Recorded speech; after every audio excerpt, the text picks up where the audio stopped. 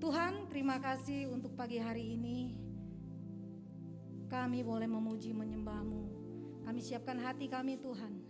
Di dalam nama Yesus kami percaya ibadah hari ini dari awal, pertengahan hingga akhirnya Engkau selalu sertai kami.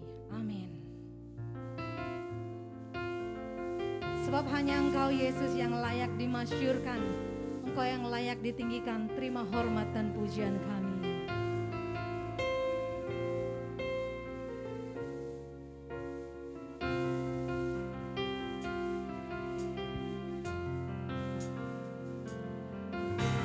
Kau layak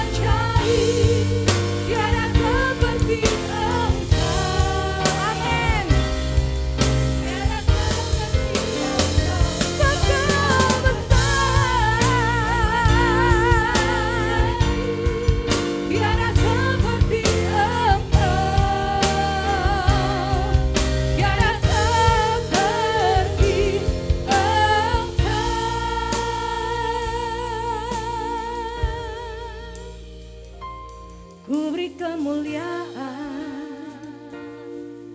dan hormat. Ku angkat suara pujian, ku agungkan namamu, ku beri kemuliaan dan hormat. Amin. Ku angkat suara pujian, ku agungkan namamu, sebab Kau besar, perbuatanmu ajaib, tiada seperti Engkau, tiada seperti Engkau, sebab Kau besar, perbuatanmu ajaib,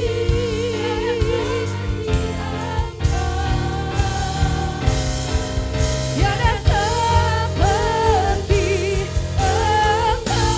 For you are great, for you are great, you do miracles so great, there is no one else like you, there is no one else like you. For you are great, you do miracles so great,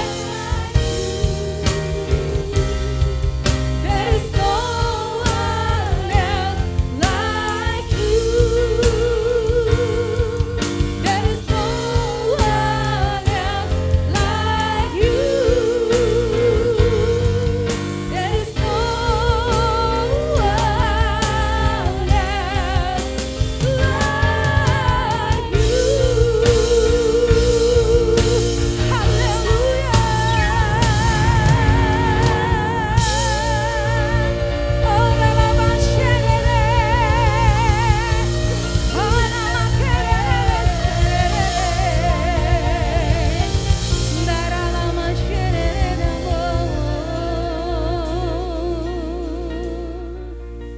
Sungguh perbuatanmu di dalam hidup kami ajaib Tuhan, ajaib-ajaib Kau Yesus,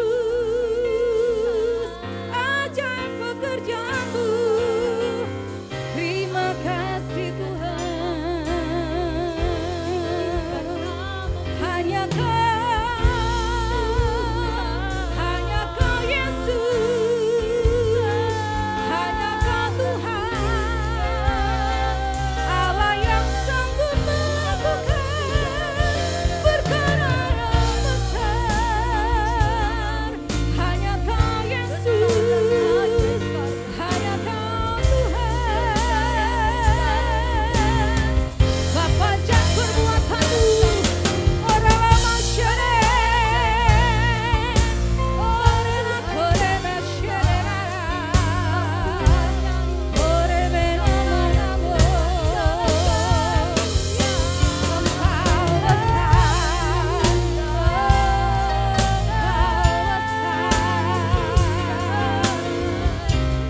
Terima kasih Tuhan.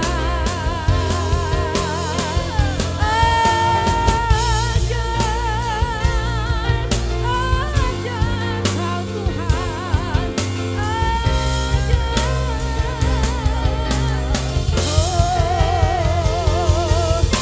kami bawa sembah syukur di hadapan-Mu Raja. Kami bawa korban syukur hanya bagi-Mu. Engkau Tuhan, Engkau Yesus, Engkau ditinggikan.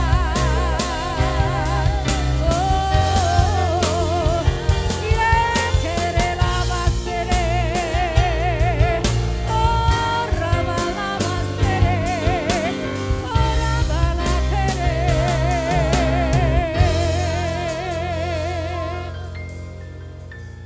Bagi Dia segala pujian, hormat serta syukur, kekal selamanya.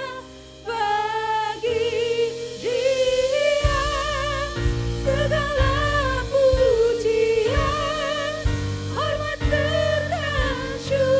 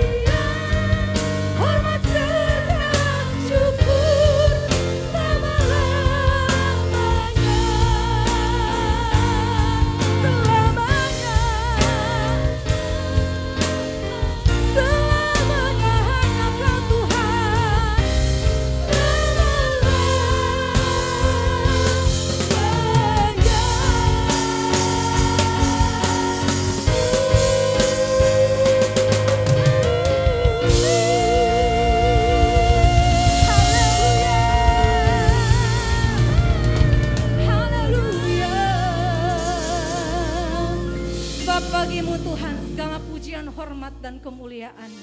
Kami bersyukur Tuhan Yesus untuk bangsa Indonesia, bangsa yang Engkau berkati, bangsa yang Engkau kasihi. Kami berdoa dalam nama Yesus Tuhan, kiranya pengurapan Kau berikan bagi para pemimpin kami, sehingga apapun yang keluar dari pada perkataan mereka adalah perkataan ilahi. Kami berdoa dalam nama Yesus, bangsa kami adalah bangsa yang diberkati Tuhan secara luar biasa.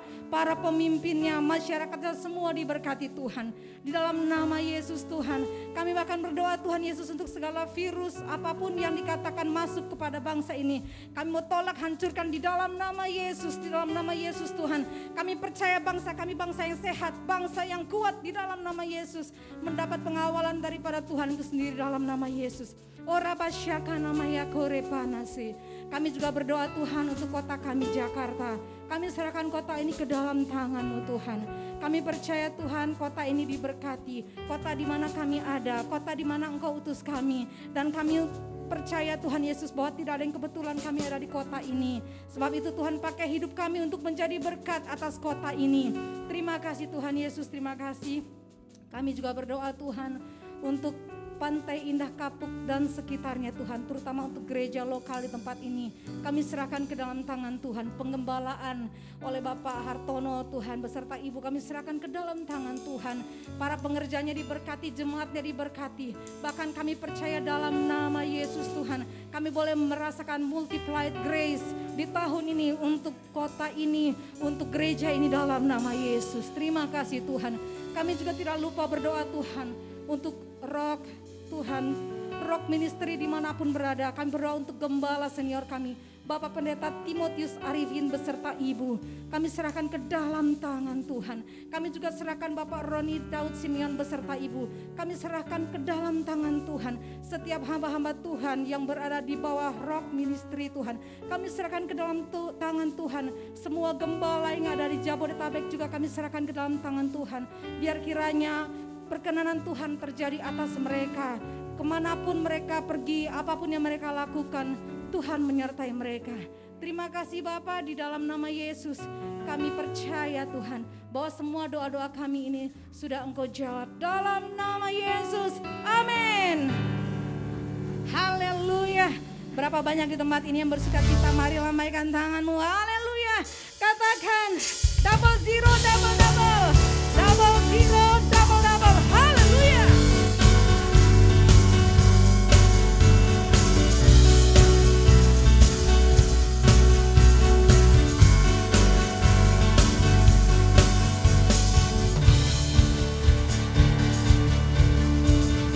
Kami datang bawa pujian, bersama memuji-Mu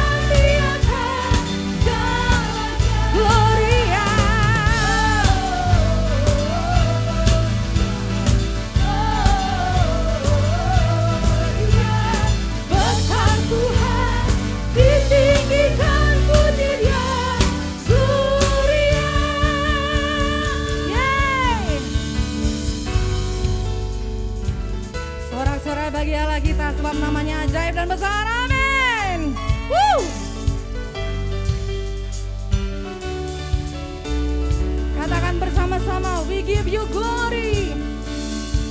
We give you glory. We give you honor. We give you praise for all that you are. We give you glory. We give you honor. We give you praise. Gloria. We give you glory. We give you honor. We give you praise for all that you are. We give you glory. We give you honor. We give you praise. Gloria. We give you glory. We give you honor. We give you praise for all that you are. We give you glory. We give you honor. We give you praise. Glory.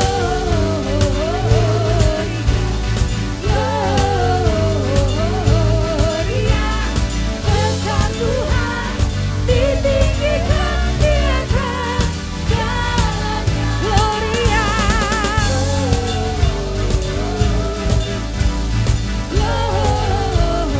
Gloria. Besar Tuhan ditinggikan puji Dia.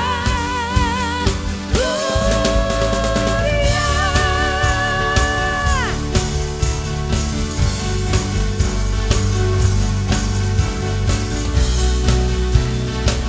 Mari katakan sama-sama.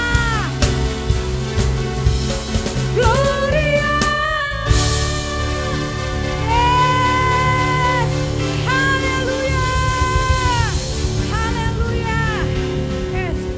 Sebelum duduk mari katakan double zero, double double. Katakan bersama saya.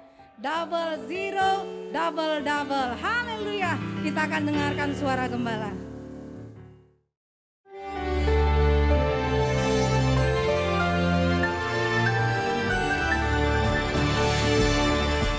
Shalom warga kerajaan, tanpa terasa maka kita hampir menyelesaikan yaitu perjalanan kita doa puasa Daniel yang berdasarkan dari kitab Rut selama hampir sudah 16 hari ya kalau dengan sekarang ya. Maka ayat pokok kita ada dalam 2 Petrus pasal 1 ayat 1 sampai dengan 4. Tetapi khususnya ayat yang kedua. Kasih karunia dan damai sejahtera melimpahi kamu, multiplied, akan pengenalan akan Allah dan akan Yesus Tuhan kita. Bukan cuma ginosko tapi epiginosko, pengenalan yang sangat dalam. Tetapi ayat pertama ditunjukkan bahwa bersama-sama dengan para rasul, bersama dengan Simon Petrus, bersama dengan rasul-rasul yang lain, Yohanes, kita menerima iman yang kualitasnya sama. Wow, renungkan itu. Banyak orang yang cuma ikut agama menganggap Simon Petrus itu jauh di atas kita. Salah satu gereja yang sangat terkenal itu jempol kakinya kan patungnya terbuat daripada perunggu, itu dicium sampai habis, saudara. Tetapi firman Allah mengatakan tentu saja kita lebih percaya the word of God, right? Maka kita memperoleh iman yang kualitasnya sama, sehingga kita bisa mengalami Tuhan benar-benar. Ya, karena itu kita akan mengalami grace and peace, shalom. Karena apa? Pengenalan kita akan Allah dan akan Tuhan kita Yesus Kristus. Karena itu bukan cuma di dalam kita membaca Alkitab selama 1 tahun ini, tetapi juga di dalam melaksanakan, melakukan firman. Kita tidak akan ngerti firman sebelum melakukannya.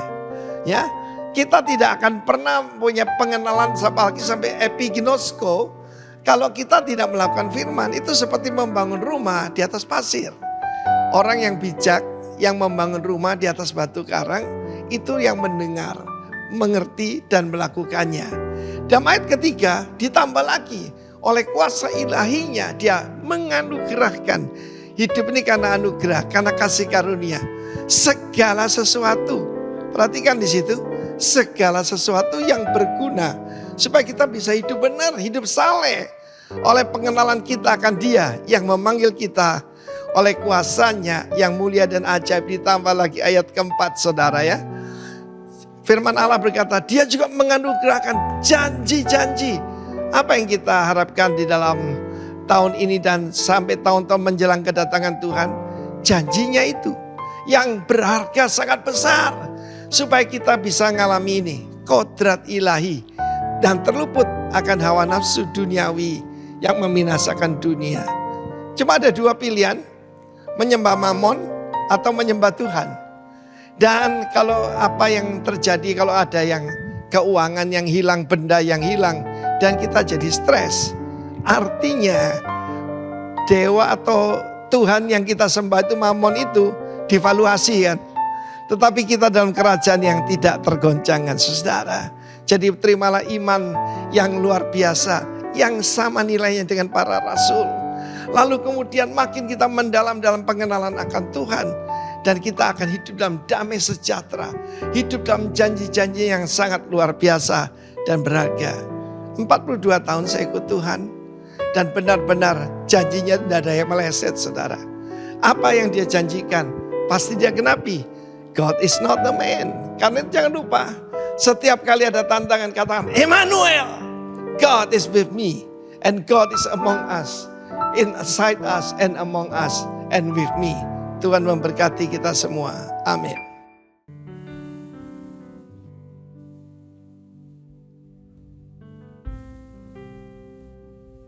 All these pieces broken and scattered, in mercy gather, mended and whole, empty-handed but not forsaken. I've been set free, I've been set free. Amazing grace, how sweet the sound that saved a wretch like me. Oh, I once was lost, but now I'm found. Was blind, but now I see. Oh, I can see you now.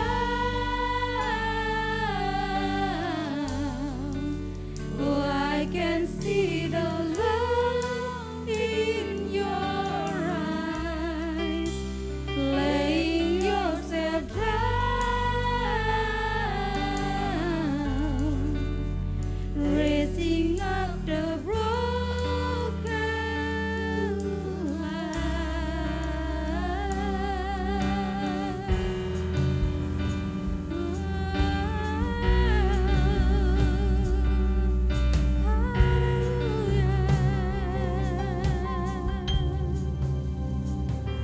You take a failure, you take our weakness, you set your treasure in jars of clay. So take this heart, Lord, I'll be your vessel, the world to see your life in me. Amazing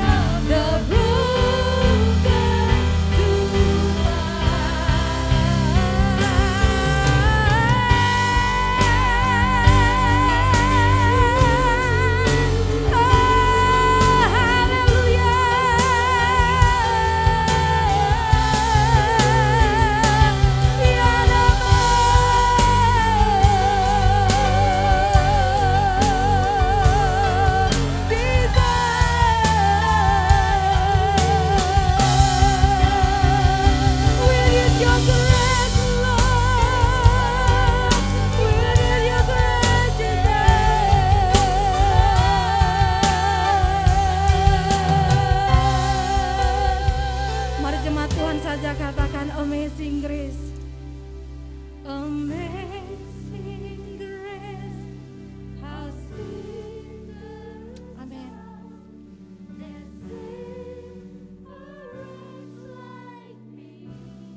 I once was lost. I once was lost, but now I'm found. Was blind, but now I see. Oh, I can see you now.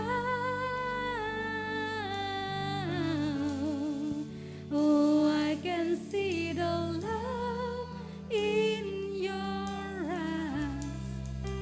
Laying yourself down, raising up the broken to life. Amazing grace, how sweet the sound that saved a wretch like me. I once was lost, but now I'm found. Was blind, but now I see. Oh, I can see your now. Oh, I can see the love in your eyes, laying yourself down, raising up the broken to life.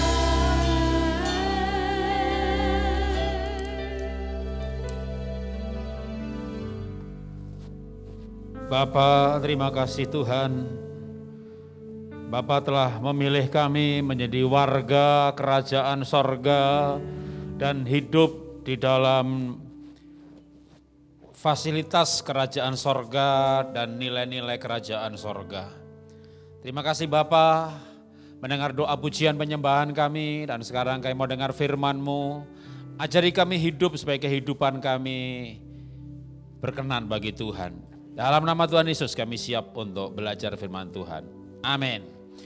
Shalom Bapak Ibu semuanya. Shalom yang di ruangan ini dan juga yang online ya.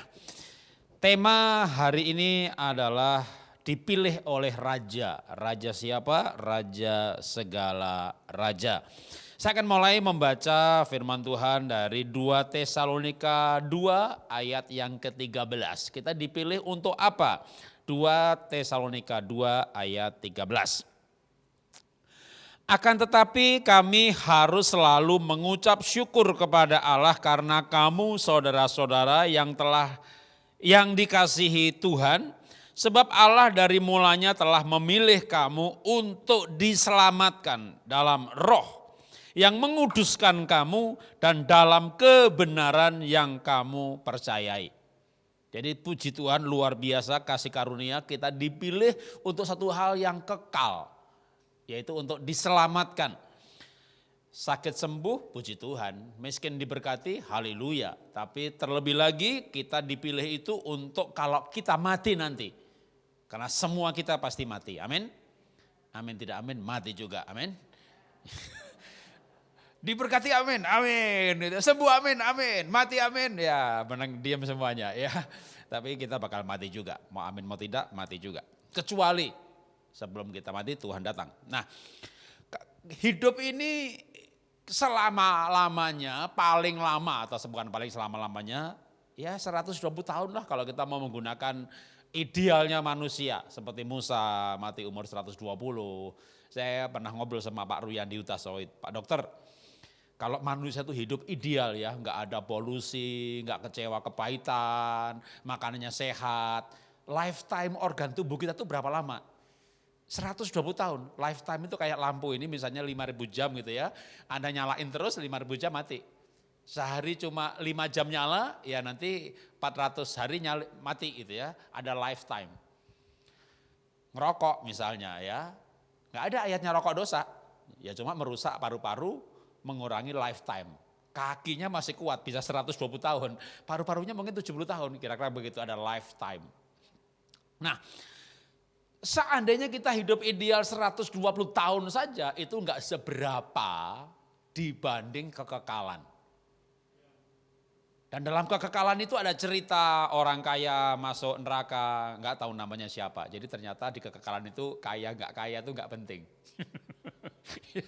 Namanya enggak ada ya.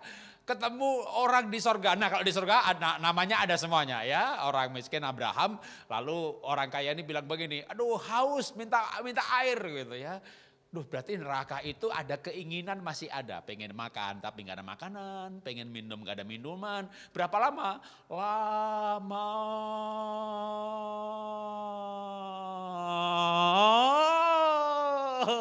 haus sekali. Udah haus gak ada habis-habisnya. Berarti juga di surga ada minuman, ya. Karena minta minum di sana, berarti ada minuman juga. Ada makanan enggak? Masa ada minuman gak ada makanannya? Ya, tapi tersedia kira-kira begitu ya. Ya. Nah, kita dipilih bukan untuk hal yang lain-lain, yang nomor satu ya tentu ada yang lainnya ya. Paling utamanya adalah untuk diselamatkan. Dan barang siapa ada di dalam dia, dalam anak, barang siapa percaya kepada anak, maka dia sudah diselamatkan. Yang tidak percaya ada di bawah hukuman. Kalau kita pasti selamat Pak, kenapa kita diadili? Kita diadili bukan sorga neraka, tapi upah kita. Ya, karena sorga itu ada, Tuhan bilang, kamu akan memerintah aku dalam kerajaan sorga. Loh di sorga ada yang memerintah, ada yang diperintah dong gitu ya. Berarti ada kayak jenjangnya. Agama lain setelah mati ada api penyucian, masih bisa naik rohani lagi. Kristen mengajarkan orang sekali mati lalu dihakimi, setelah dalam kekekalan kita nggak naik kelas rohani lagi, nggak naik kelas kemuliaan. Tapi serendah-rendahnya ya sorga juga gitu ya, kita sorga juga. Nah kita dipilih untuk apa? Diselamatkan. Berikutnya 1 Petrus 1 ayat 16-17 saya akan baca. Sebab kamu tahu bahwa kamu telah ditebus dari cara hidupmu yang sia-sia, yang kamu warisi dari nenek moyangmu.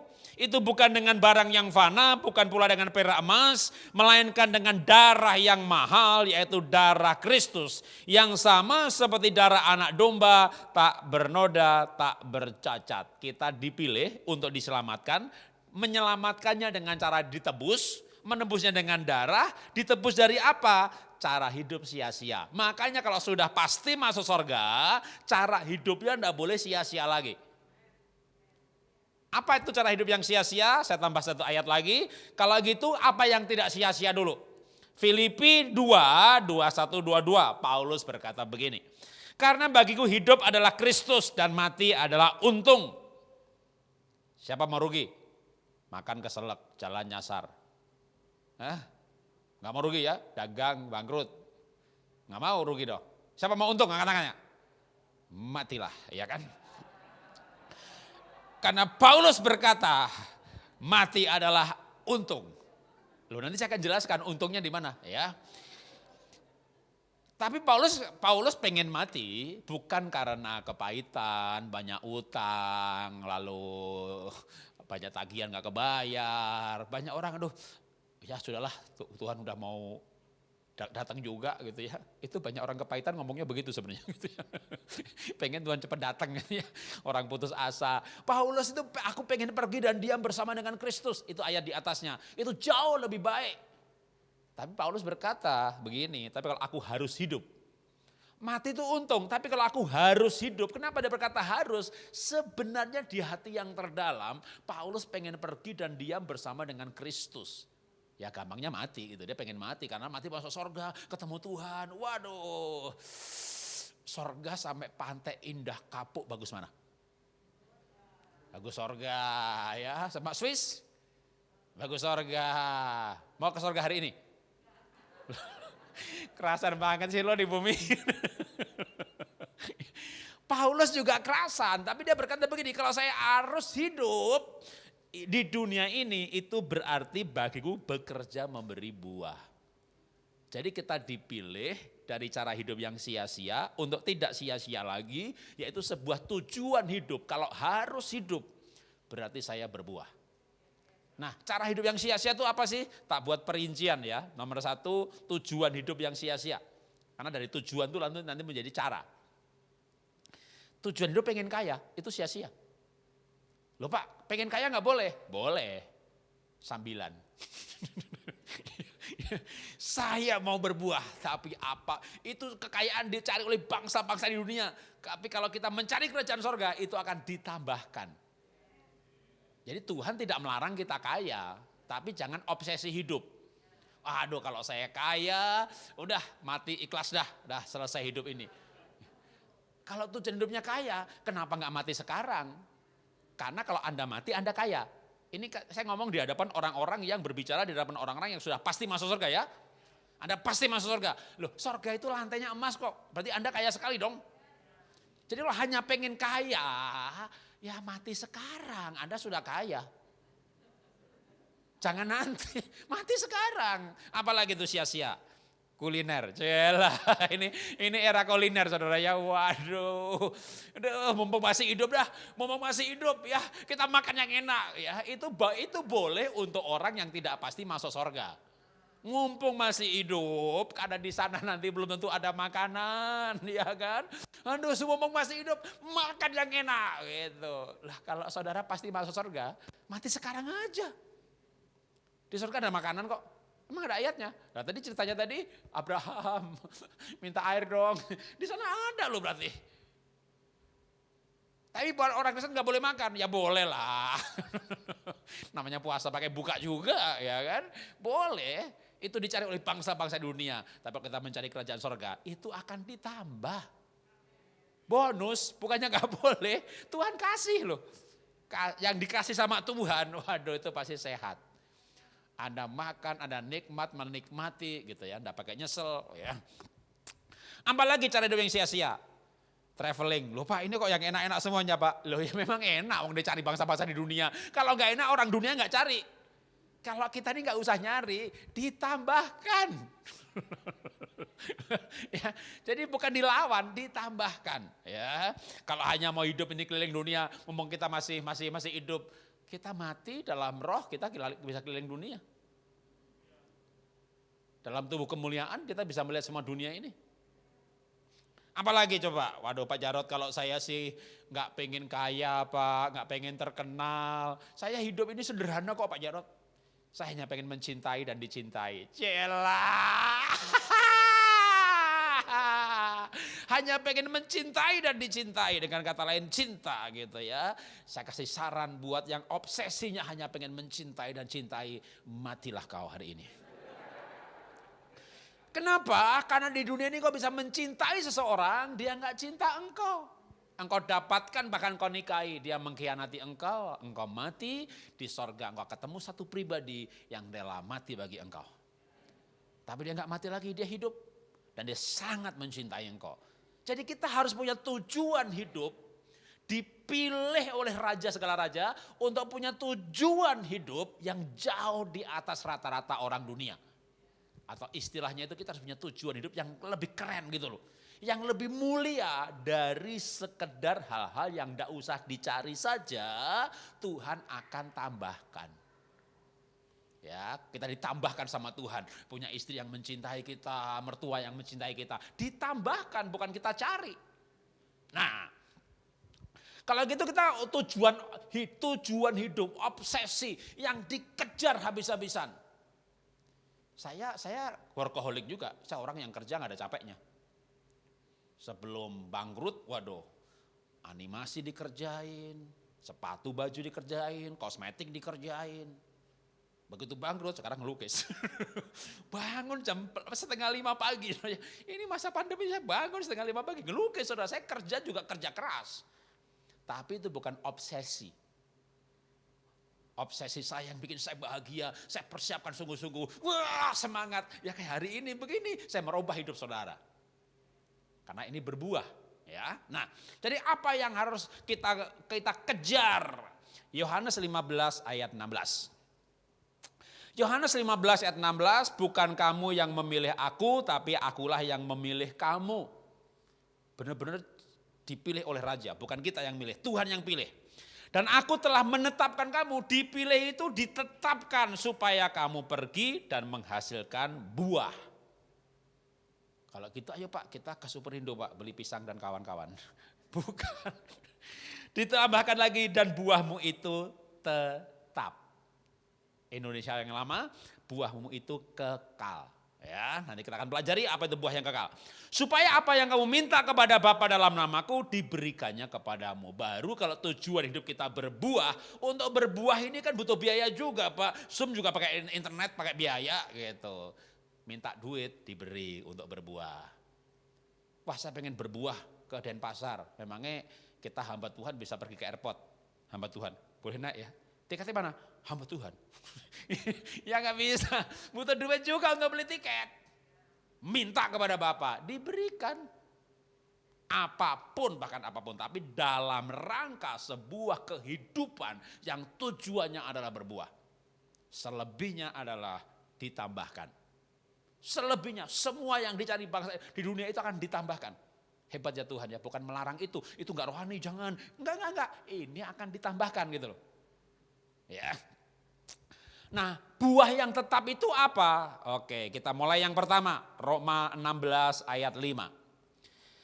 Salam juga kepada jemaat di rumah mereka, salam kepada Epenetus, saudara yang kukasihi, yang adalah buah pertama dari daerah Asia untuk Kristus.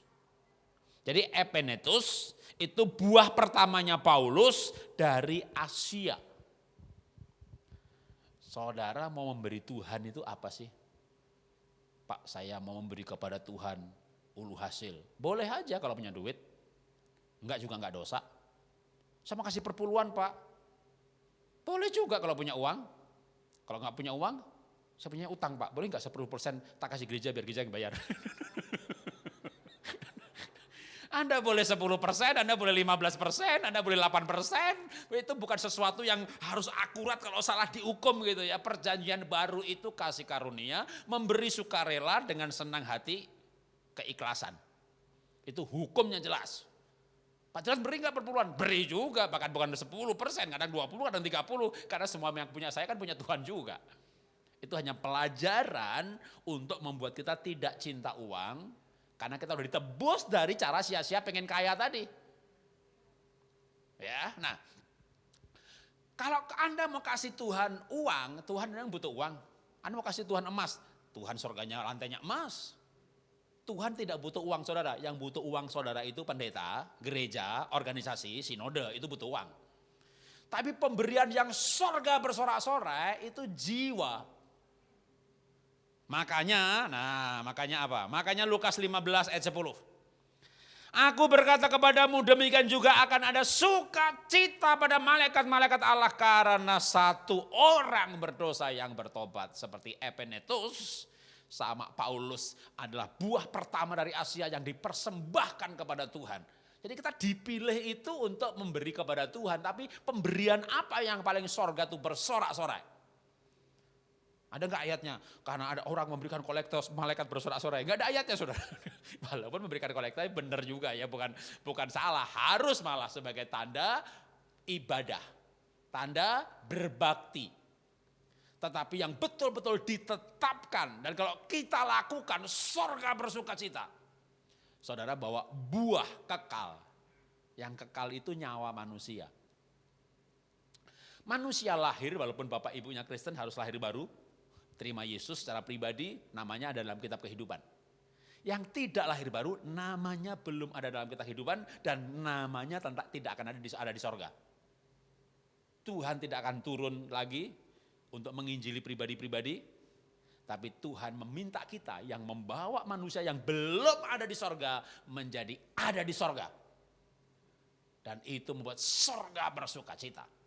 Sebagai terima kasih kita mendapat kepastian masuk surga, kita diminta diajak orang ngajak masuk surga. Orang yang tidak ngajak kemungkinan tidak yakin pasti masuk surga. Orang tuh lahir baru pertama kali, seneng banget loh, pasti masuk surga. Tapi kadang makin lama malah kehilangan keyakinan. Kebanyakan pelajaran kekudusan, saya merasa gak kudus. kebanyakan pelajaran kesempurnaan sampai merasa nggak layak gitu. Jadi ragu-ragu, sorga apa enggak, sorga apa enggak. Firman Tuhan berkata, barang siapa percaya kepada anak, dia pasti tidak akan dihukum. Barang siapa tidak percaya, ia sudah ada di bawah hukuman. Jadi kita, sorga bagi kita sudah kepastian. Kita dipilih untuk diselamatkan. Nah, karena sudah selamat, maka kita berbuat baik sebagai ucapan terima kasih sudah selamat. Kita berbuat baik karena sudah selamat. Kita bukan berbuat baik untuk dapat selamat. Berbuat baik supaya selamat. Egois banget ya. Terserah dia butuh duit apa enggak, pokoknya saya mau berbuat baik biar amalnya banyak, biar saya selamat. Kayaknya ini motivasi yang salah dah. Kita berbuat baik kenapa? Karena belas kasihan. Kasihan ya orang ini. Saya kasihan, belas kasihan. Kalau untuk saya sendiri, saya sudah selamat. Maka perbuatan baik ada kualitasnya nomor 1. Kualitas yang bagus ya. Nah, jadi buah apa yang pertama yang kekal adalah buah kerajaan. Saya berikan istilah buah kerajaan, yaitu orang yang dibawa ke kerajaan sorga. Buah apa lagi yang ada ayatnya? Ya, yang ada ayatnya betul-betul ditulis ada kata buahnya gitu ya. Tadi buah pelayanan atau buah pertama di Asia, karena itulah pelayanan Paulus menghasilkan orang yang bertobat. Itu namanya buah pelayanan atau buah kerajaan. Galatia 5:22-23, ini juga buah yang harus kita hasilkan.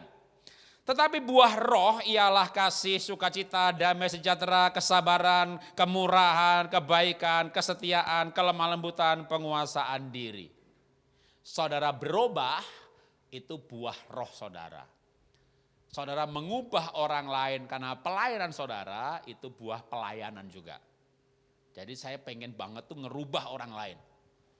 Anda sedih ketemu saya sukacita.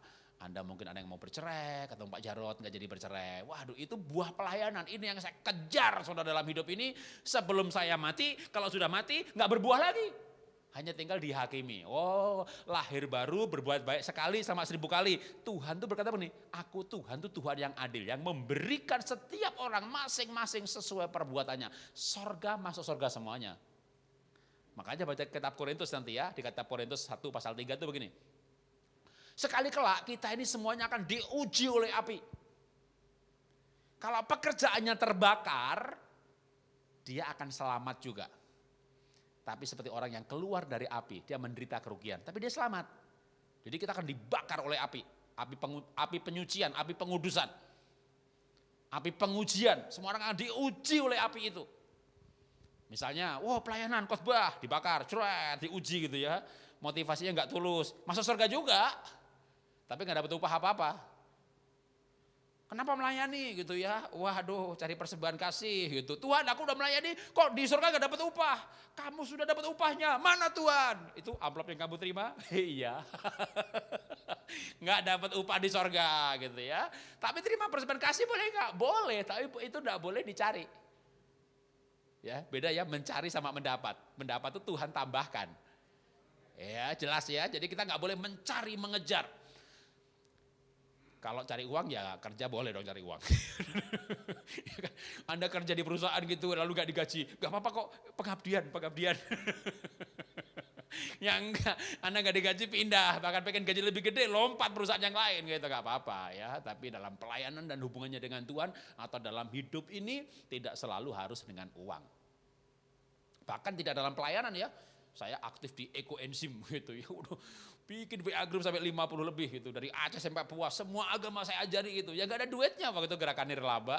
Bagaimana mengolah sampah, lalu bikin bank sampah, bagaimana bahan organik dirubah menjadi cairan yang multiguna, begitu. Nggak ada duitnya juga, padahal itu bukan pelayanan gereja ya, tapi itu pelayanan hidup. Bahwa hidup saya ini harus berguna bagi orang lain gitu ya. Itu aja nggak cari uang, memang nggak ada uangnya, nggak boleh jual beli. Apalagi di gereja ya. Buah pertama adalah jiwa manusia yang diselamatkan atau buah kerajaan, lalu buah roh atau buah pelayanan. Nah, sekarang tambahan lagi, untuk apa sih kita dipilih? Diselamatkan, lalu melayani, lalu berbuah. Ada lagi nggak kita dipilih untuk apa? Ya ada, ya saya carikan ayatnya.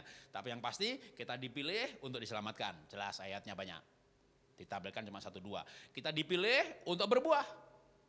Ditetapkan, aku memilih kamu supaya kamu pergi menghasilkan buah. Lalu apa lagi? Oke. Roma 8 ayat 29. Roma 8 ayat 29 saya akan baca. Sebab semua orang yang dipilihnya, N-nya huruf besar, dipilih oleh Tuhan, oleh Raja, dari semula mereka juga ditentukan dari semula untuk menjadi serupa dengan gambaran anaknya, supaya ia anaknya itu menjadi yang sulung di antara banyak saudara. Pada mulanya firman bersama dengan Allah, dan firman itu adalah Allah sendiri, Yahweh, Yehova, Bapa. Firman dan Bapa adalah satu, echad. Satunya itu echad, ya. Esanya itu echad, dalam arti jamak tapi satu. Susah, nanti kalau kita ketemu kita akan mengerti gitu ya. Waktu Allah menjadi manusia, dia pakai namanya sendiri.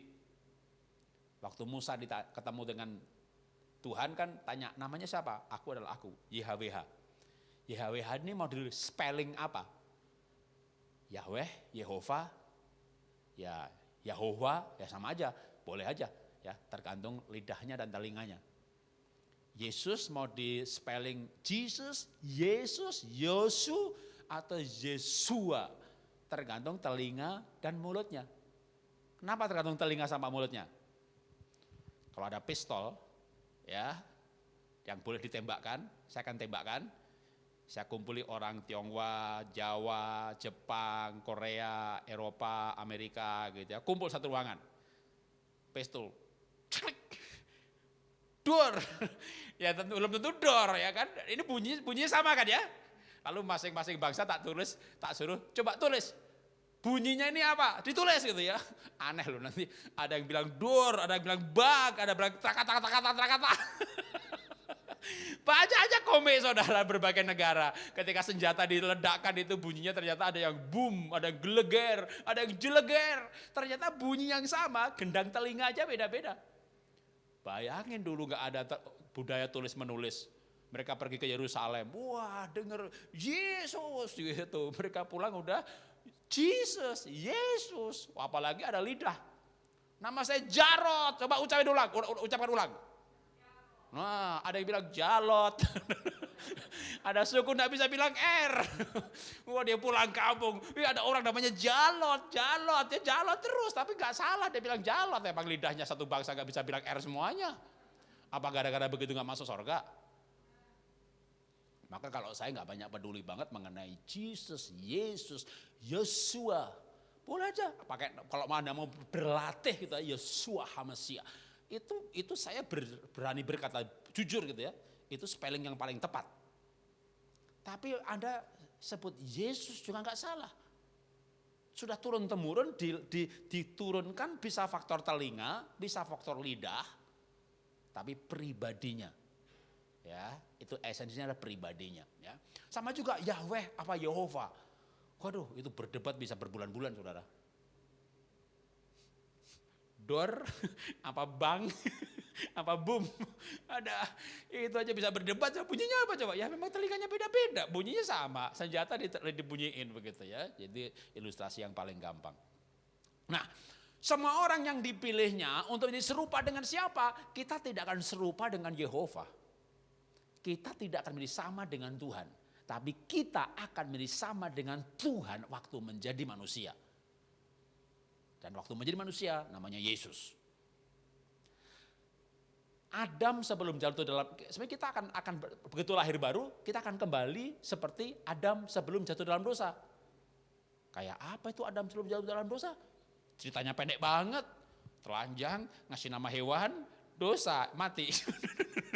Lah, sebelum jatuh dalam dosa itu gimana? Adam kedua. Sebuah terminologi yang juga ada ayatnya, bahwa Yesus juga disebut Adam kedua. Tapi Yesus inilah firman sendiri, Tuhan sendiri. Yang ketika menjadi manusia yang sempurna. Nah, kita itu dipilih untuk apa? Diselamatkan, kebaktian, kasih kolektor, segala macam, melayani. Untuk sabar kayak Tuhan Yesus, untuk tabah kayak Tuhan Yesus. Kalau saya tahun 90, sanguin 90%, kolerik 10%. Tahun 90. 2015 sanguinnya tinggal 60%, melankoliknya 30% muncul, tadinya nggak ada. Koleriknya tetap 10, 2005. 2020 saya tes lagi, sanguin, plekmatik, melankolik masing-masing hampir 25%, rata imbang. Karena waktu tahun 90 saya belajar psikologi, saya ditanya, Tuhan Yesus itu gimana sih?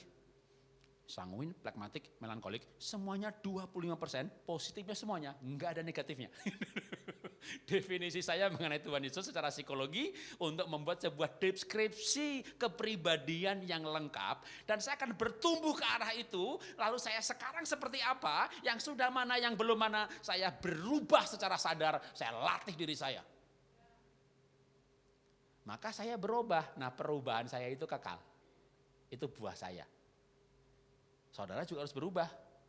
Enggak bisa, dari lahir emang begini kok. Ya, saudara harus berubah, merubah diri sendiri ya. Jangan merubah pasangan, muntah darah nanti. Pasangan itu tidak untuk dirubah, untuk dicintai, untuk diterima apa adanya. Kekurangannya dilengkapi. Kalau merubah itu merubah diri sendiri. Nah, nanti sampai Anda berubah gitu, pasangan ngelihat, kok makhluk itu bisa berubah ya. Berarti saya bisa berubah juga dong gitu, dapat teladan perubahan. Wah, si anak ngelihat, papa ajaib lo bisa berubah lo. Saya pikir selama-lamanya kayak Herodes, ternyata enggak lo. Dulu mah Herodes dia gitu. Wih, sekarang sejak melayani, waduh, bisa sabar gitu. Waduh, berarti aku akan berubah juga. Perubahan kita tuh jadi teladan perubahan. Perubahan orang lain itu buah kita, saudara. Jadi kita berbuah, orang lain juga berbuah karena pengaruh kita itu bergulung berbuahnya. Untuk itulah kita dipanggil. Jadi kita dipanggil, kalau Roma 8:29 ditetapkan untuk menjadi serupa dengan Tuhan Yesus waktu jadi manusia. Maka itulah arah perjuangan kita. Bahkan kalau kita nggak berjuang ke arah itu Roma 8:29, aduh ayatnya nggak saya munculkan. Dibaca sendiri aja di rumah ya, Roma 8:28. Mundur satu ayat aja. Tuhan mengizinkan segala sesuatu terjadi untuk mendatangkan kebaikan. Kebaikan apa? Ayat 29-nya, supaya kita serupa dengan Tuhan Yesus. Ya, boleh juga sih diartikan begini, punya pabrik bangkrut, gara-gara bangkrut ya nyoba trading. Wah, ternyata untungnya lebih banyak. Tuhan izinkan mendatangkan kebaikan. Perikop itu sebenarnya tidak untuk kejadian itu. Kalau kejadiannya sama, aplikasinya begini. Gara-gara bangkrut, tadinya gampang marah, jadi rendah hati. Nah gitu, itunya itu yang dimaui rendah hatinya, bukan pindah usahanya. Ya itu mah tambahan boleh pindah usaha gitu ya. Tapi yang Tuhan maksud itu sebenarnya Tuhan izinkan tuh supaya karakter kita terbentuk. Enggak sabar-sabar gitu ya. Ya enggak sabar lah, duitnya banyak, bangkrut jeger, sabar. Atau malah tambah ngamuan, ya enggak tahu, orang beda-beda prosesnya. Tergantung respon kita. Tapi tujuan Tuhan mengizinkan terjadi apapun namanya yang bisa terjadi. Aduh, kalau saya mah banyak banget, rumah kebakaran, 2019 IFA bangkrut, COVID datang sekolah rugi, jual lukisan lewat Instagramnya dihack. aduh, yang saya alami mah banyak banget. Waktu kebakaran ludes lagi nggak diasuransi, lagi harus sekeluarga semuanya di luar kota gitu. Waduh, yang orang jauh mah, aduh Pak, turut prihatin ya Pak, itu orang jauh tuh. Kalau orang gereja lain, pasti punya dosa deh, makanya diizinkan Tuhan. Itu orang gereja saudara. Makanya saudara kalau diizinkan Tuhan itu tutup telinganya di komentar orang gereja ya. Orang gereja itu rohani banget saudara. Jadi mereka akan berkomentar begitu, Tuhan izinkan pasti punya dosa tuh, dihajar Tuhan sama dia, kita gak tahu dosanya apa gitu ya. Jadi kita lebih baik dengar firman Tuhan. Firman Tuhan mengatakan bahwa diizinkan supaya kita serupa dengan Tuhan Yesus. Makanya kalau Anda mengalami segala sesuatu, pergumulan kita adalah apa kehendak Tuhan dalam hal ini. Supaya sabar. Supaya saya tabah. Pak Jarod itu rugi ratusan miliar begitu kok gak stres. Pak Jarod kena anaknya sakit COVID, gak dapat rumah sakit, tergeletak di lantai. Ya tergeletak itu kan bisa mati, bisa pingsan gitu kan. Ya pokoknya hidup lagi ya gitu. Istri ketularan lagi ikut sakit gitu. Kok Pak Jarod orangnya tetap aja ketawa, lucu gitu. Jantung saya ini udah elastis banget saudara. Enggak mati-mati. Ditipu pernah, diciduk oknum Kopassus pernah, ditodong mau dibunuh pernah. Waktu mau dibunuh saya berdoa, Tuhan saya dimaki-maki, berarti saya berhadapan sama orang yang tidak takut Tuhan. Saya banyak mengalami. Makanya kalau outputnya seperti ini karena yang dialami banyak. Ya, outputnya apa? Sabar, tabah, gak gampang stres. Dulu namanya punya tagihan 1 juta, saudara. Duduk. Lalu akhirnya usaha berkembang, tagihan 100 juta. Duduk. Sampai akhirnya bisa tahan. Karena Tuhan tuh menyediakan pas. Waktunya pas, jumlahnya pas gitu. Dulu saya miskin, saudara, tinggal di pinggir kuburan gitu ya. Terlihat orang kaya itu, enak ya kaya ya, punya rumah, punya mobil gitu. Saya dulu tinggal di pinggir kuburan, tahun 90 nih, menikah sama istri saya, tinggal di pinggir kuburan, kontrak cuma 450.000 untuk 6 bulan. Singkat cerita kaya. Ternyata orang kaya juga dulu waktu miskin, tagihannya 1 juta. Sudah kaya, tagihannya 1 miliar, ya kan? Kebayar gitu. Lama-lama 10 miliar, kebayar. Begitu rugi, 100 juga ruginya. Maka makin lama jantungnya makin elastis. Enggak putus-putus. Dan rupanya sadar bahwa ternyata kaya miskin itu masalahnya sama. Ukurannya aja beda. Yang maaf ya, yang belum diberkati atau miskin, tanya sama yang kaya. Sama loh masalahnya. Sama-sama punya tagihan, saudara. Loh, misalnya orang punya rumah harganya 20 miliar, tapi kan namanya usahanya ada, dia jadi agunkan juga. Dia pergi sama bank, bisa teken ya karena jaminannya ada, dia boleh minus sampai sekian puluh miliar gitu ya. Kayak ada ya visa fluktuatif itu. Jadi sebenarnya sama kok orang gitu ya. Cuma ukurannya aja beda-beda. Ya kecuali yang betul-betul kaya raya banget gak punya utang. Tapi kalau orang kaya biasanya orang udah kaya punya 1 triliun dia utang lagi juga gitu. Karena rugi kalau gak utang. Utang bunganya cuma sebulan, setahun katakanlah 10% atau 12%. Lah di bisnisin kan bisa untung 50% gitu. Jadi ya ini utang yang produktif ya. Gak boleh, Tuhan Alkitab berkata gak boleh utang itu income-nya 1 juta, biaya hidupnya 1,5 juta. Income-nya 10 juta, hidup dengan level 15 juta, ya itu namanya utang, nggak mencukupkan yang ada. Tapi utang produktif boleh. Anda punya gaji 30 juta, lalu kredit mobil, nyicil tiap bulan, itu kan utang juga. Tapi tiap bulan kan bisa bayar, boleh, nggak masalah. Orang Kristen boleh pakai kredit card, ya boleh aja, berarti utang dong Pak. Itu kan cuma alat bayar, yang penting akhir bulan bayarnya full. Kalau ada bayar minimum payment, bertobat saudara, itu berarti utang itu. Bayarnya full, lunas. Semua orang begitu kredit card bangkrut, saudara. Karena dia hidup dari orang yang nyicil. Karena dia bayar bunga dari bukan sisanya, bunga dari awalnya. Dan bunganya kan gede banget ya, 1 bulan bisa 3%. Sebulan, kita punya tabungan cuma setahun 4%. Jadi Anda boleh kredit kalau itu hanya dalam rangka teknik pembayaran. Tapi kalau kita utang-utang, kembali cara hidup yang sia-sia. Jadi kita hidup yang benar. Kalau soal teknis itu bisa saja. Kita dipilih untuk jadi serupa dengan Tuhan Yesus. Terakhir sebagai bonus. Ya, dipilih untuk apa lagi yang ada ayatnya? Yeremia 29 ayat 11. Bukan sia-sia tapi memang Tuhan yang memberikan. Ya, Yeremia 29 ayat 11. Sebab aku ini mengetahui rancangan-rancangan apa yang ada padaku mengenai kamu. Demikianlah firman Tuhan, yaitu rancangan damai sejahtera untuk dan bukan rancangan kecelakaan, untuk memberikan kepadamu hari depan yang penuh harapan. Amin. Tuhan memilih kita untuk diberkati, untuk masa depan yang luar biasa. Itu ketetapannya Tuhan memilih kita. Kok de facto saya rugi? Ya sama, saya juga rugi. Kok saya bangkrut? Sama, 2019 saya bangkrut lagi.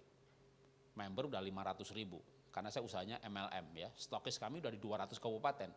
Gudang kami atapnya yang di atap itu 2 hektar. Pegawai 300 orang. Kantor kami di BSD kan 8 lantai. Satu lantainya 1.580 meter. Nggak kepikir bangkrut, kepikirnya ya go public. Malah nanti anak ulah pulang dari luar negeri, go internasional. Bangkrut. Bukan sebelum COVID, bangkrutnya itu karena millennial kills everything, shifting, kalah sama platform. Ikut buka platform, malah kejeblos di situ, bersaing sama raksasa dunia. Dah, habis. Tapi waktu itu habis saya ya sedih sebentar. Ya, habis itu ya melayani, semangat, wah diundang full gospel, kesaksian sekalian kalau rugi gitu ya, wah ruginya sebutkan saja sekalian gitu ya, 100M lebih sekian begitu, waduh banyak orang-orang full gospel hari itu ketawa. Pak Jarod, saya udah lama gak ketawa Pak. Kenapa? Saya rugi 10 miliar, saya stres Pak. Berbulan-bulan dosa saya apa? Hari ini saya ketawa Pak. Kenapa ketawa? Bapak lebih banyak. Maka teringatlah saya akan sebuah firman Tuhan yang berkata demikian, yaitu Paulus. Penderitaanku adalah penghiburan bagimu. Loh, jemaat mula-mula itu kan digebuki, Paulus digebuki lebih banyak. Jemaat mula-mula di penjara karena Kristen, Paulus di penjara berkali-kali. Jemaat mula-mula mengalami disesah, Paulus disesah 5 kali kejadian. Jadi Paulus mengalami lebih daripada jemaat. Dan dia menghibur jemaat, menguatkan jemaat. Bahwa dia juga mengalami hal seperti itu harga yang harus dibayar gitu lah. Jemaat sekarang kan gak disesah. Jamaah sekarang gak di penjara, ditipu orang, jebret 100 juta, stres, ditipu lagi, rugi 1 miliar, stroke begitu kan. Saya mengalami lebih banyak saudara. Jadi bukan hamba Tuhan kayak saya begini melayani bukan bebas dari masalah loh. Tapi waktu saya tanya sama Tuhan, Tuhan kenapa saya ngalamin begini? Kayak Paulus. Biar bisa menghibur. Apa penghiburan? Tapi kan saya sebelum menghibur saya dihibur sama Tuhan. Apa hiburan Tuhan? Yeremia 29:11 Tuhan berkata, rancanganku masa depan penuh harapan. Tapi kenapa saya bangkrut Tuhan? Ya, ini kan baru ini kamu tuh umur baru 59 tahun. Betul Tuhan. Katanya umurnya panjang. Yes, amin. Jadi ini belum akhir dari cerita hidup saya. Kitab kehidupan saya ini baru setengah juga belum. Maka saya percaya masih akan ada kisah-kisah selanjutnya.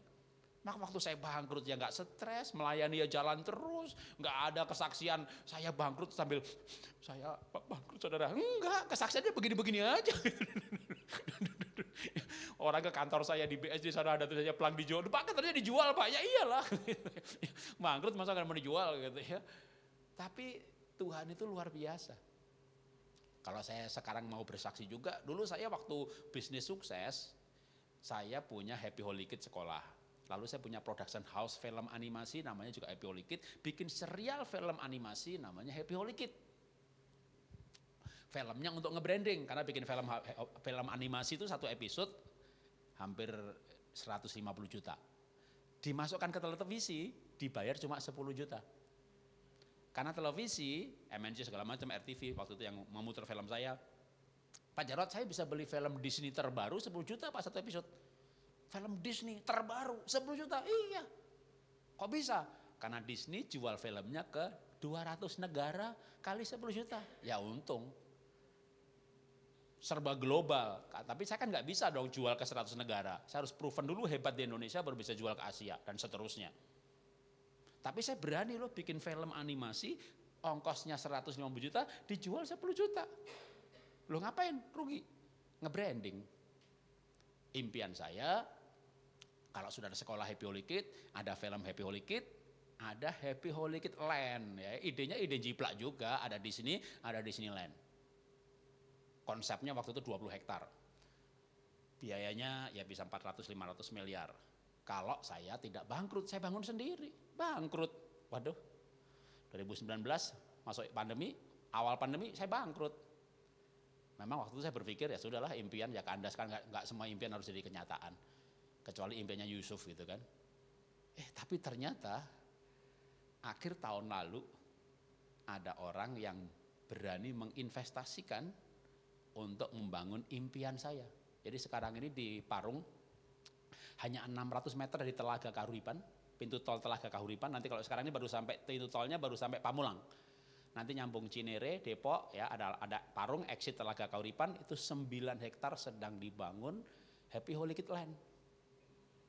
Jadi waktu saya bangkrut dulu, saya pikir proyek itu juga bakal mangkrak. Karena sebenarnya proyek itu sudah dicanangkan sebelum kita bangkrut. Tapi begitu bangkrut, ada habis dah. Ternyata enggak loh. Itu saya makin dikuatkan loh, bahwa Tuhan itu punya rencana masa depan penuh harapan. Apapun yang terjadi, itu belum endingnya cerita. Kalau Yusuf di penjara, itu baru transit. Anda yang ada yang bangkrut sekarang, transit. Cerita hidup Anda belum selesai. Cerita hidup Anda belum selesai. Tapi ini bangkrutnya udah 2 tahun. Loh Yusuf di penjara 3,5 tahun kok. Saya udah 4 tahun Pak. Yakub itu di paman Laban 14 tahun. Lah saya di Jakarta menderita udah 15 tahun Pak. Musa itu di rumah mertua 40 tahun. Musa gak digaji, gak dapat apa-apa. Aduh, makanya begitu 40 tahun ikut mertua, Tuhan memandang Musa layak pelayanan. Jadi memang mertua itu adalah sekolah karakter terbaik. Kalau gak stroke ya hidup saudara. Jadi Musa itu sebelumnya umur 40 tahun, pangeran saudara, hebat sekali. Dia merasa terpanggil, tapi bangsanya malah siapa pilih kamu jadi pahlawan kami? Waduh, melari dia ke Midian, menikah di sana, tinggal sama mertua 40 tahun. Setelah itu Tuhan panggil dia, waduh saya pikir ternyata memang itu yang menginspirasi saya. 5 tahun lalu saya minta sama istri, Papa ikut di rumah kita ya, gitu. Maka mertua saya itu 5 tahun terakhir ikut di rumah saya, karena saya mau kayak Musa. Tapi cukup 5 tahun aja. Kemarin Papa dipanggil Tuhan di depan mata saya. Jadi saya nunggu di rumah sakit sampai nafasnya berhenti. Waduh, mulia sekali, tenang sekali. Nafasnya tuh 1 hari terakhir kayak orang berenang.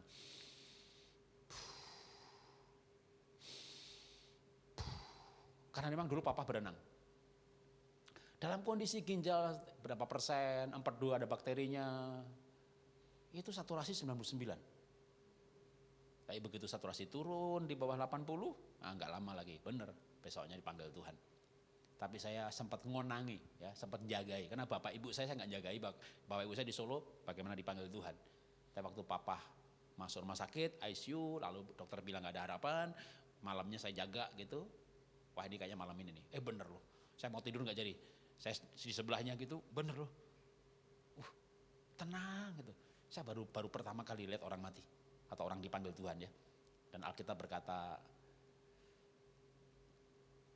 kematian orang yang di dalam Tuhan itu indah, nggak menakutkan.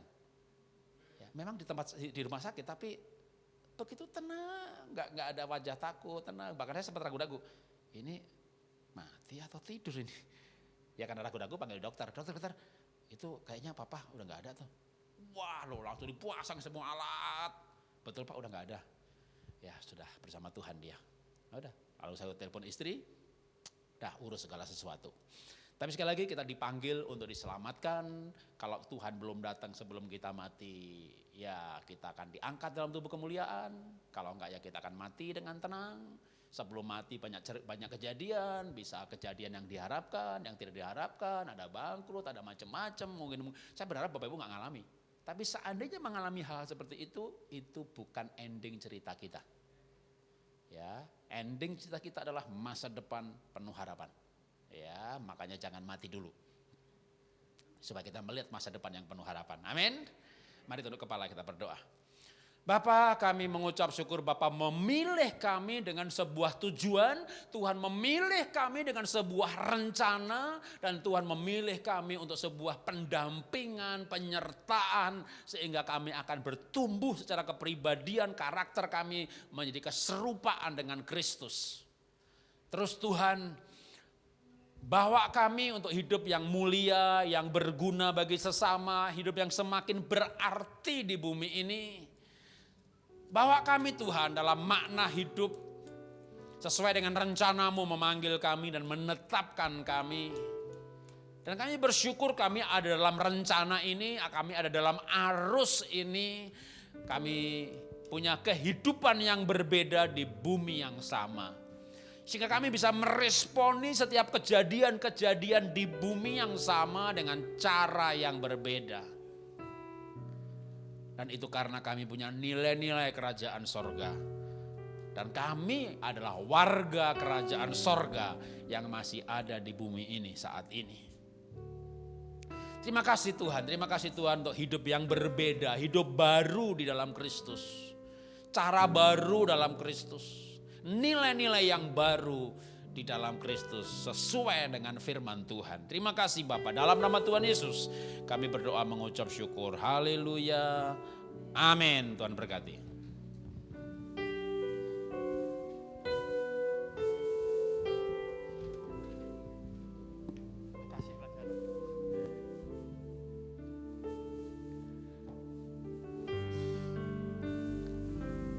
Terima kasih buat pelayanan firman Pak Jarod dan Ibu bersama kita.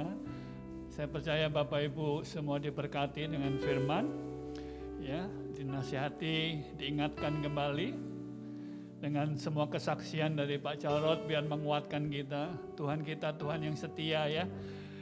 Dia akan selalu ingat janji-janjinya buat kita semuanya. Mari kita angkat tangan kita memberkati Pak Jarod bersama dengan Ibu. Kami bersama umat-Mu, baik di tempat ini maupun yang di rumah, mengangkat tangan memberkati hamba-Mu Pak Jarod bersama istri. Tuhan, Kau yang memakai, mengurapi terus kedua hamba-Mu ini. Menjadi berkat, memperlengkapi banyak kerja-Mu, banyak orang ngalami Tuhan, ngalami kasih dan kuasa Tuhan. Banyak orang dikuatkan, dibangun kembali. Tuhan, Kau yang mengurapi dengan hikmat-Mu, pewahyuan-Mu, terus memenuhi kehidupan hamba-Mu bersama keluarga. Kemanapun Tuhan hamba-Mu diutus, Tuhan menyertai, melindungi senantiasa. Tanda-tanda ajaib Tuhan dinyatakan. Tuhan, kami bersama umat-Mu memberkati kedua hamba-Mu ini. Bersama dengan keluarga, ya Tuhan. Dalam nama Yesus Kristus Tuhan. Terima kasih. Mari kita persiapkan untuk kita bersekutu dengan tubuh dan darah Tuhan.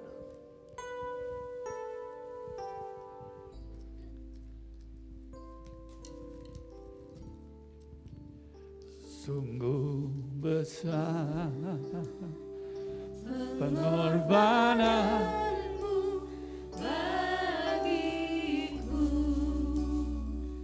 terlalu dalam untuk dimengerti. Sungguh besar,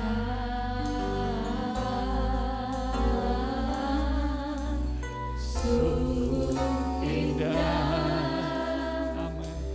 yang Kau pikirkan tentangku,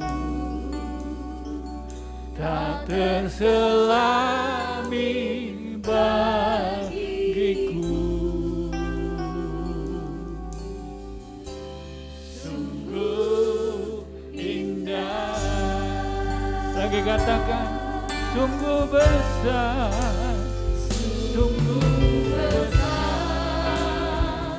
pengorbananmu bagiku, ya Tuhan, terlalu dalam untuk dimengerti.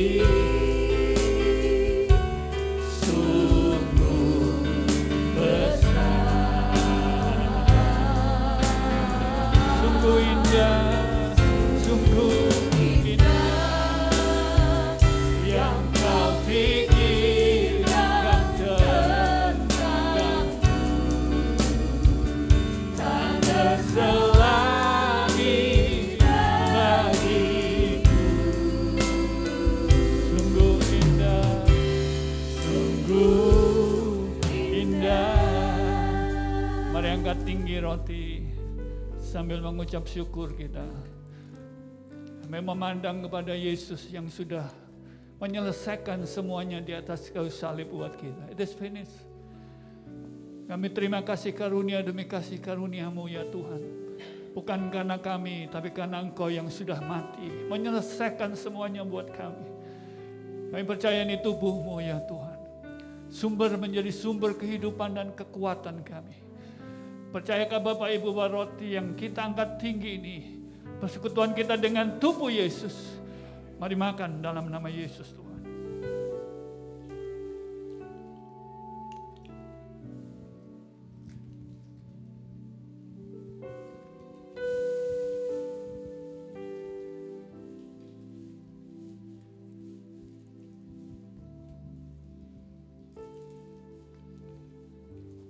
Mari angkat cawan anggur sambil mengucap syukur kepada Tuhan. Darah-Mu ya Tuhan sudah menembus kami. Darah-Mu sudah membenarkan kami, sudah menguduskan kami. Oleh karena anugerah-Mu Kau memilih kami ya Tuhan. Kau yang sudah menetapkan kami menjadi putra-putri kerajaan-Mu Tuhan.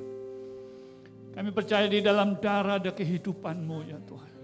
Saat kami meminumnya, kehidupan Tuhan mengalir atas tubuh kami, jiwa roh kami Tuhan. Disegarkan semuanya. Ada yang sakit Tuhan sembuhkan. Percayakah Bapak Ibu cawan anggur yang kita angkat tinggi ini, persekutuan kita dengan darah Yesus. Mari minum dalam nama Yesus Tuhan.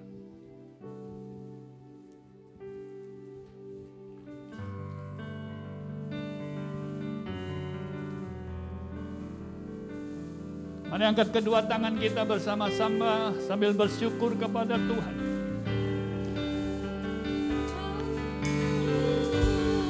Ucapkan syukur kita. Terima kasih semuanya. Oh Yesus Tuhan. Yesus Tuhan kami. Thank you Lord, thank you. Sumber kekuatan kami. Oh, makasih buat kasih-Mu.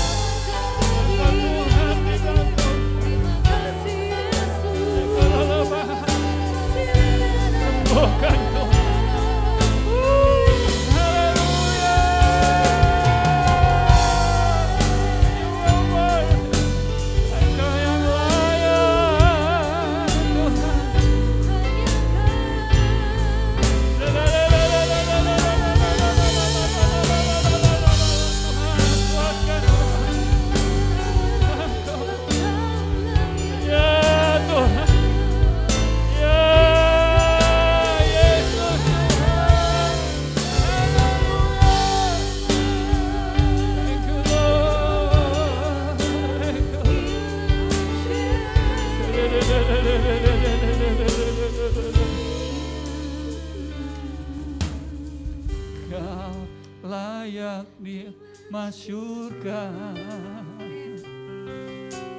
Kau layak terima pujian, Kau layak terima hormat,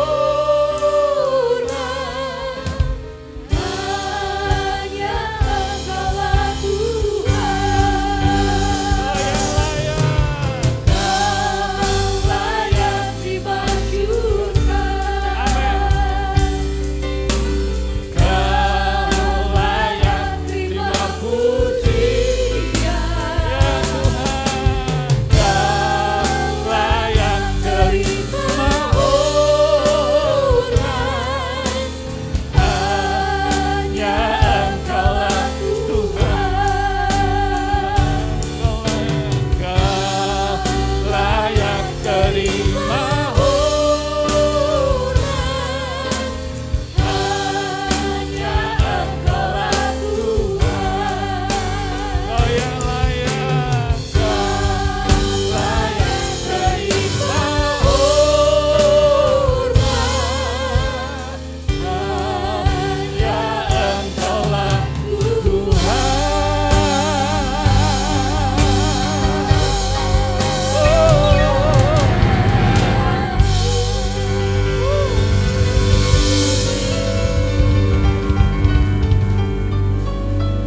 Mari angkat kedua tangan kita. Tuhan, saat ini Kau membukakan tingkap surga-Mu. Berkati umat-Mu. Berkati rumah tangga mereka. Karuniakan terus kerukunan di tengah-tengah mereka. Berkati usaha mereka, berkati pekerjaan mereka. Mereka mengalami kasih karunia demi kasih karunia Tuhan. Favor demi favor Tuhan. Berkati anak-anak mereka dengan hikmat-Mu ya Tuhan. Berkati kesehatan umat-Mu. Pelihara terus lindungi daripada yang jahat ya Tuhan. Berkat kerajaan-Mu dicurahkan atas umat-Mu. Kebenaran damai sejahtera dan sukacitamu limpah atas kehidupan mereka. Di dalam nama Yesus Kristus Tuhan. Saudara yang diberkati dan terus siap jadi berkat, sama-sama katakan amin, amin, amin.